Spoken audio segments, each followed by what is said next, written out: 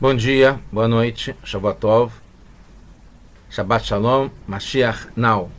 Que a gente possa estar já com o terceiro Beit HaMikdash, com a Geulah, a redenção completa para o mundo inteiro. A pergunta da semana é: jovem ou forte? O que vocês preferem?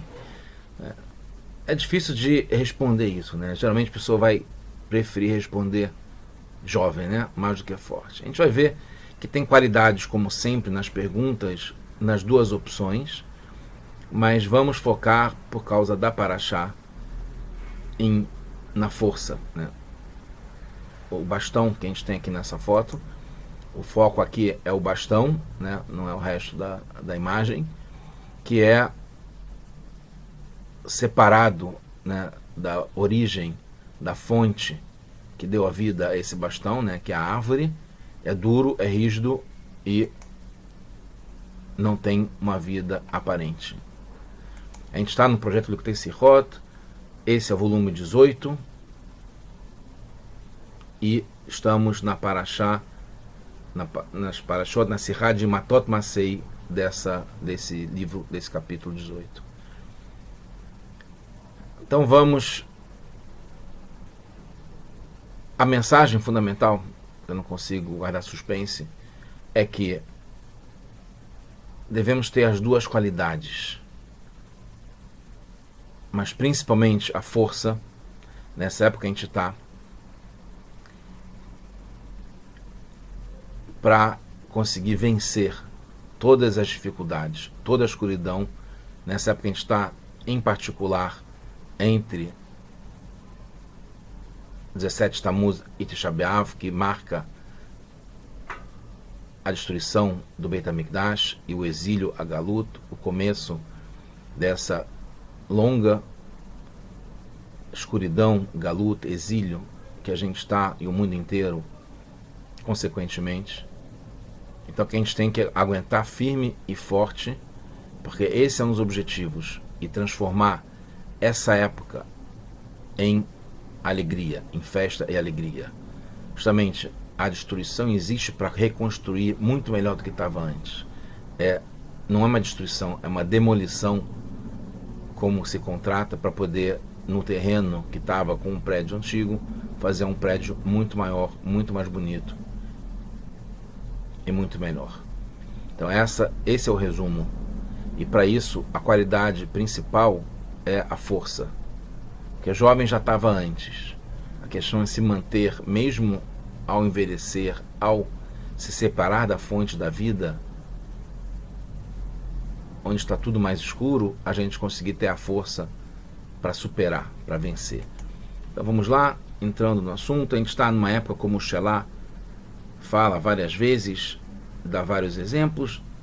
Nesse caso aqui em particular, essas parashiot, Matot e Masei, sempre caem nos dias chamados de Ben HaMetzarim, que são os dias ligados à destruição, são dias de luto, de jejum no começo e no final, 17 Tammuz, depois de Tisha B'Av, algumas regras de não ouvir música, não corta cabelo, assim por diante. Está ligado com uma época de tristeza.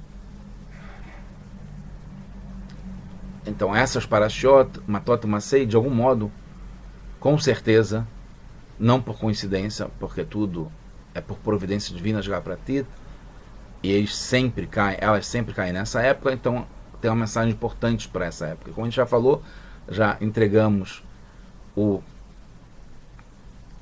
a conclusão. A mensagem principal é que Matot está ligado com força, se dá a força necessária para aguentar e superar e vencer essa época de escuridão, esses 21 dias de luto, transformando em festa, em alegria.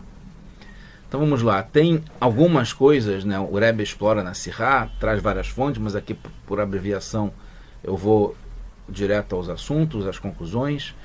Tem ligações, essas duas parashiot que estão juntas nesse ano, Matot e Masei, todas elas têm ligações com essa época. Então confirma e prova, demonstra mais ainda o que o Shelah diz, que não é por acaso a época que as parashiot caem com relação à época que se vive naquele ano, né? Embora a destruição foi muito tempo depois que teve essa ordem da Torá, em que cai Matot e Massei nessa época, mas não por acaso, já que elas estão nessa época, elas têm ligação com Ben Hametzarim.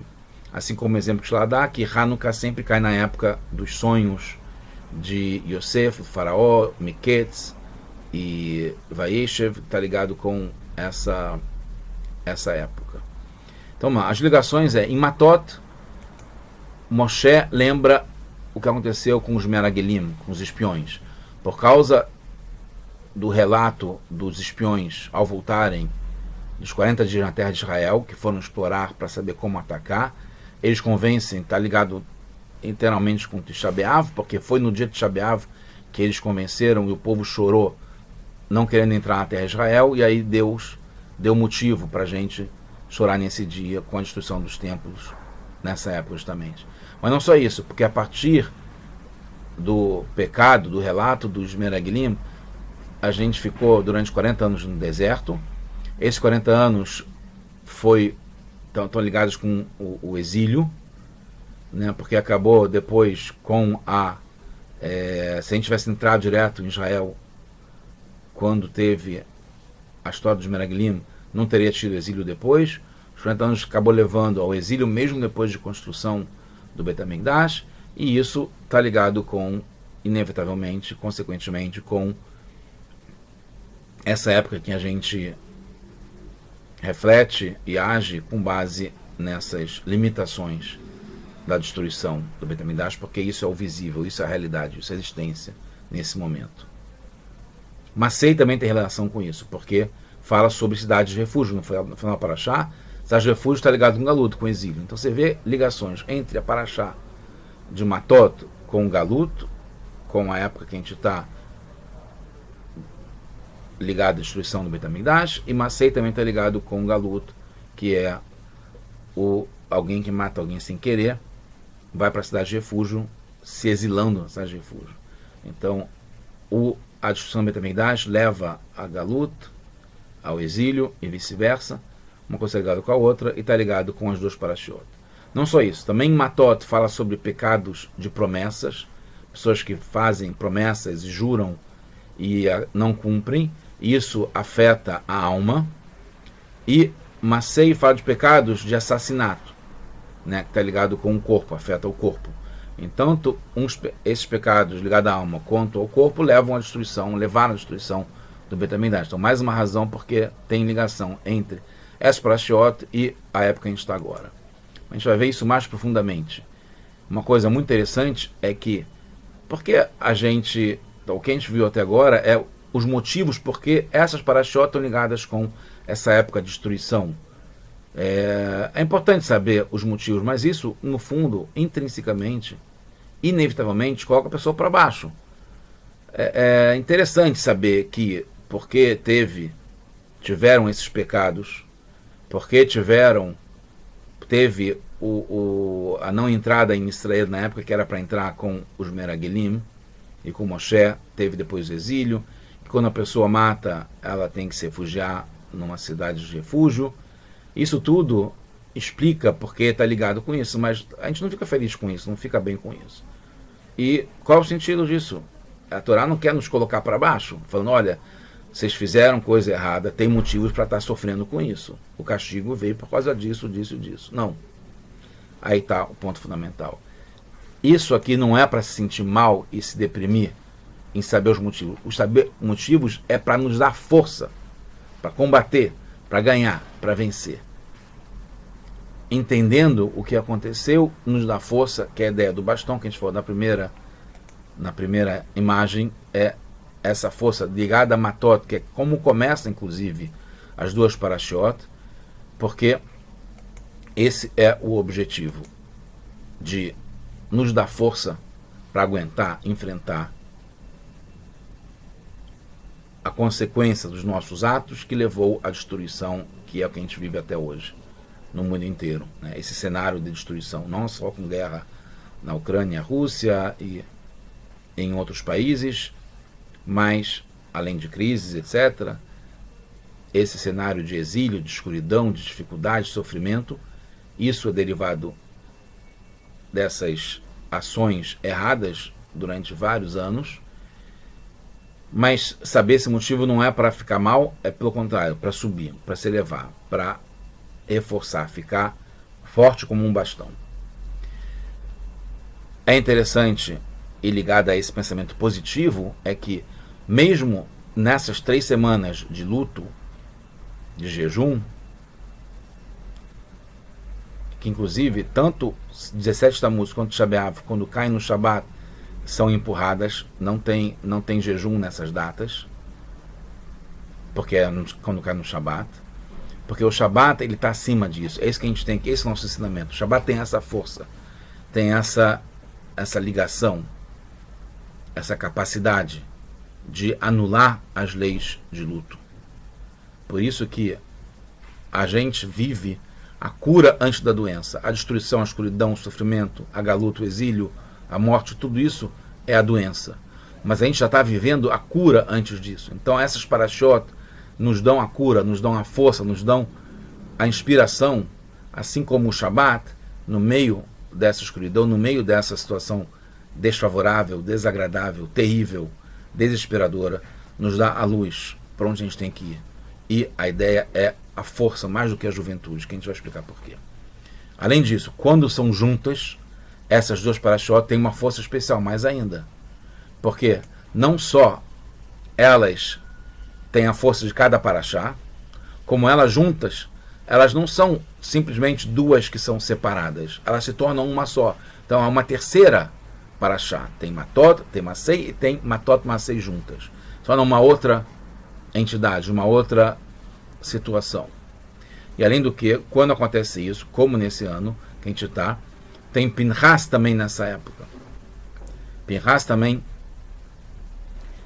se encontra entre essa época de Ben Hametzarim, entre Shiva Sabat Tammuz, 7 Tammuz e Tisha B'Av, e dá uma força maior ainda também para a gente poder aguentar e ter a cura antes da doença, nessa época que a gente está agora, a época que já é para chegar Mashiach e se revelar imediatamente.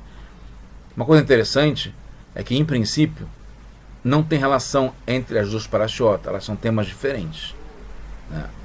Não só que Matot é uma coisa firme, forte, Masei é uma coisa de viagem, que é uma coisa mais flexível, como também Matot está ligado a uma época restrita ao final dos 40 anos do deserto, e Masei fala sobre todos os 40 anos do deserto. Essa é o passo que fala sobre o começo da Parashá de Matot. Madei Moshe El Rashei Amatot. Ele fala para os líderes das Matot. Matot são tribos. Só que a gente sabe que para chamar de tribo tem duas palavras diferentes. Uma é Shevet, Shvatim, que é mais comumente usada, e Matot também é tribo, que é menos comum. A diferença entre Shevet e Matê basicamente é a seguinte: Shevet é um caule, é um tronco, mas caule é mais fácil de entender porque é um caule que está ligado com a juventude, que ele é jovem, que ele não perde a sua juventude, porque ele tem vida, ele está conectado com a fonte do seu sustento. Então ele continua recebendo seiva, continua recebendo ar e água e sais minerais, e o sol, ele tem todas as condições de continuar vivo e jovem. E por isso também ele é flexível, porque ele tem vida que se adapta, que consegue ser gerenciada. Isso é o caule, é o Shevet. É uma forma de nominar uma tribo. Aqui, Moshe e Hashem estão nos chamando de Matê, de bastão. Como a gente viu na primeira imagem, o bastão, ele é velho, porque ele não tem mais vida, ele está desconectado da fonte de vida. Mas, por outro lado, e por isso mesmo, ele é forte, ele enrijece, ele fica duro, ele fica rígido. Então, uma qualidade intrínseca e interessante do bastão. Por isso que ele pode ser usado como num jogo de beisebol, porque ele consegue bater com força, e outras coisas também. Ele é usado para bater até de uma forma negativa, né? Machuca muito mais do que bater com um caule, com um galho. a uma coisa flexível. O bastão, ele tem essa força que é ligada a ele perder, ele não tem a seiva que faz com que ele amoleça e fica flexível. Ele não tem a parte interna, a vida, que faz com que ele fique jovem, porque ele está ligado com a fonte de vida. Isso é uma forma interessante de como se manter jovem. Mas também ele tem, justamente por envelhecer, por ficar separado, destacado, ele ganha essa força que a gente vai ver é muito importante na nossa época, nossos dias de hoje. Então, a gente viu uma coisa negativa, que o bastão não tem revelado essa ligação à fonte de vida, que mesmo um objeto como uma pedra, inclusive, que tem nenhuma relação com nenhuma fonte de vida, né, que nem o peixe está ligado ao mar, a água que dá o sustento ao peixe, ou a árvore que está ligada à terra e às raízes, etc., de onde que ela tem a ligação com o seu sustento, um bastão totalmente separado, e por isso ele fica rígido, ele fica duro. Ele não tem mais ligação revelada, mas tudo tem uma ligação, nada existe sem estar ligado com Hashem. Isso é um pouco interpretado, muito interessante, com a descida da alma para esse mundo. A descida da alma para esse mundo, ela está lá conectada, ligada com a fonte de vida, com Hashem, diretamente. Quando ela vai descendo, ela vai virando um bastão, porque ela perde no processo de descida. Hashem desconecta, corta, como se fosse o cordão umbilical com a fonte da vida que estava dando a vida para a alma até então, e ela fica rígida, envelhecida e cada vez mais como se fosse um bastão. Isso é uma interpretação de uma descida com uma queda de nível, uma queda de status e uma queda da qualidade de vida da alma, que estava ligada com Hashem e tinha tudo de bom e do melhor lá em cima. Em compensação, o caule não tem isso. Aí a pergunta que eu tinha feito, que é interessante, como se manter jovem, isso vale, né? Embora a gente está falando sobre as qualidades do matê, do bastão, e não do caule, mas essa é uma qualidade do caule que a gente pode aprender e aproveitar. Ficar conectado com a fonte de vida nos mantém jovem. É como a gente estar ligado na tomada, carregando de energia o tempo todo. Está sempre carregado, se você está ligado à fonte. Ligado à fonte quer dizer isso. Você vê quando você tem um notebook que você desconecta, vai perdendo, desconecta da tomada, ele vai ficando usando a bateria, mas vai perdendo a sua energia até um ponto que ele tem que desligar. No caso, quando está ligado com a fonte, você pode usar quanto tempo quiser, que não tem problema. Pode até, em princípio, não ter nem bateria, porque ele está recebendo diretamente a sua fonte de energia e garantia que vai durar bastante, enquanto estiver ligado com a fonte de energia. Então isso é um segredo para se manter jovem. Mas a gente vai ver agora outros aspectos. Em relação a viagens, a gente falou sobre matot, que é bastão, e viagens, que é masei. Masei está ligado, diferentemente da descida da alma, que é enrijecer, ficar mais duro, mais forte, mais pesado, com menos ligação com a fonte, a origem da vida do bastão.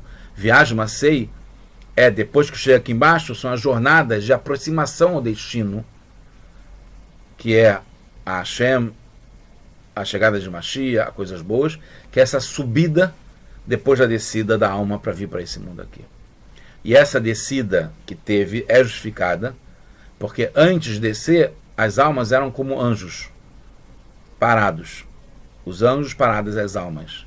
Agora, quando vem para esse mundo, com as viagens, ela se torna, a alma se torna um alpinista, que vai subindo cada vez mais, vai progredindo. É um corredor que corre sem parar e que vai melhorando e subindo de nível. Então isso justifica a descida, virar um bastão para poder subir com as viagens e chegar mais perto do destino, com essas qualidades do alpinismo, da subida e aumentando, melhorando de nível em nível. Agora a gente pode ver uma outra interpretação. A gente falou que o bastão está ligado com a descida, mas o bastão pode ligar com a subida também, porque tem um lado positivo, como a gente falou, eu tenho a principal dessa sirá e do que a gente está falando hoje. Qual é o lado positivo do bastão? É essa força, a determinação contra os desafios do mundo. Não importa a escuridão, as dificuldades, as crises, a depressão, o bastão nos dá a força para aguentar firme e forte. Vamos em frente. temos a força. A gente pode não ver a ligação com a fonte da vida, com a Hashem, mas ela existe. Isso nos dá força e a gente consegue continuar, perseverar e ficar num ponto acima do que estava antes. A gente se torna mais forte aqui embaixo do que antes de descer. Só aqui embaixo a gente pode, porque a gente tem essa característica, como está representada na natureza, de estar destacado, aparentemente, sem estar revelado, a ligação com a fonte de vida. Então a gente fica mais duro, fica mais pesado, fica mais velho, fica mais escaldado, ressabiado, pessimista, de um certo modo. Mas isso nos dá força para aguentar.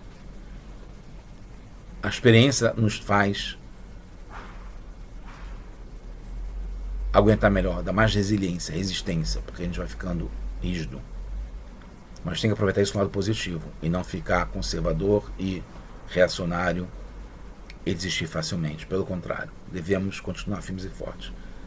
As viagens também representam uma jornada de descida da alma. A gente falou que as viagens é a subida e o bastão é a descida. Agora a gente viu que o bastão pode ser a subida também, que é essa força e determinação, e as viagens também podem ser a descida da alma, né? Que as viagens de descida para chegar até esse ponto.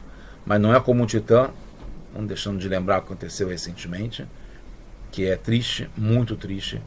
Não devemos jamais fazer graça a partir de uma tragédia que aconteceu, com vidas que se perderam, mas é importante analisar para prevenir e evitar que aconteça de novo coisas como essas, porque aí não é uma viagem para encontrar e subir e renascer. É uma viagem por distração, por adrenalina. Não é de verdade uma subida e um enriquecimento, uma melhoria. Então, voltando ao ponto, viagens também está ligado à descida da alma para esse mundo aqui. Já quase concluindo, na época do Beit HaMikdash, a gente estava como Shevet, que é a juventude, que está ligado com a divindade, está ligado com a fonte da alma, então está sempre fresco, flexível, porque está ligado com Hashem. Mas então, por isso mesmo, não precisa de força. E por isso que um Shevet, ele é flexível, mas ele não tem a força, porque ele não tem o que resistir. Uma coisa interessante, e assim está a natureza, quando vai subir numa ladeira muito íngreme, quanto mais íngreme, mais marcha de força precisa. Mais força, mais tração, mais capacidade, mais resistência, mais determinação para subir uma ladeira. De carro ou mesmo andando. Fazer uma escalada, né? Subir a Pedra da Gávea como eu subi. As crianças me convenceram a subir no Pêssah passado. Eu estava totalmente vestido de rola moeda e subindo de calça, camisa, sapato a montanha. Precisava ter muita determinação, porque subir é muito mais difícil do que andar no plano e certamente descer. Então, quando não tem um Beit HaMikdash, quando a gente está aqui na escuridão, na galuta, no exílio, quanto mais, a gente não quer isso, mas quanto mais desafio tem, mais forte a gente fica, mais experiente a gente fica, mais determinado a gente fica para vencer. E isso deve ser, essa é a lição principal dessa paraxá, como a gente está falando nessa sirá. Muito mais do que lá em cima a gente ganha força aqui embaixo, porque aqui tem o ringue, tem o território, tem o tatame, tem todos os recursos para a gente treinar, batendo forte para subir muito mais alto do que estava lá em cima e muito mais forte. Por outro lado, também a gente tem aqui embaixo o progresso e a subida. A gente falou, você pode interpretar matot, o bastão, como descida ou como força para subir. Masei pode interpretar como sendo viagem de subida ou a viagem de descida da alma.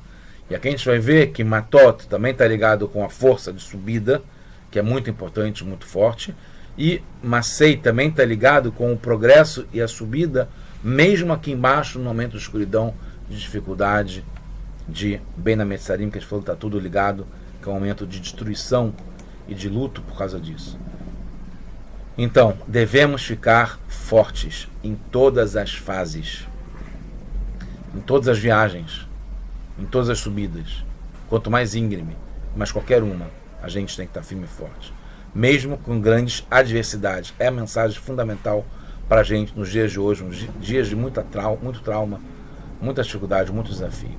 E isso a gente aprende de Pinchas, que fez com Messirut Nefesh, com uma entrega total, sem pensar tanto as consequências, sem pensar tanto, como foi falado na outra Sirá, se vale a pena ou não. Se joga, vamos em frente, força, a gente vai conseguir. Aí o Rebbe termina a Sirá falando sobre uma profecia em que aparece uma árvore de um galho de amêndoa,